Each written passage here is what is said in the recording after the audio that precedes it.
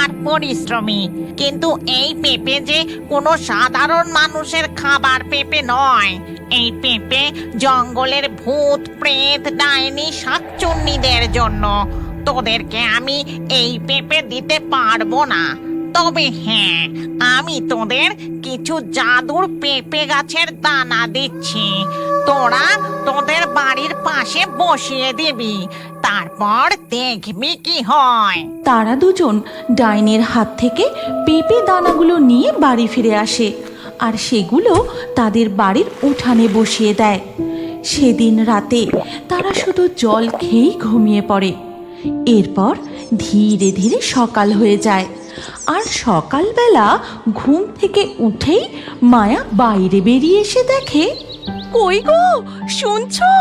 তাড়াতাড়ি বাইরে বেরিয়ে একবার দেখবে এসো। মায়ার ডাকাডাকিতে পলাশ তাড়াতাড়ি বাইরে বেরিয়ে আসে আর দেখে রাতারাতি পেঁপে গাছ বড় হয়ে তাতে পাকা পাকা পেঁপে ঝুলছে, আর পেঁপের গন্ধে চারিদিক একেবারে ম ম করছে। তুমি আর দেরি করো না, তাড়াতাড়ি বেশ কিছু পেঁপে পেড়ে বাজারে বিক্রি করে এসো।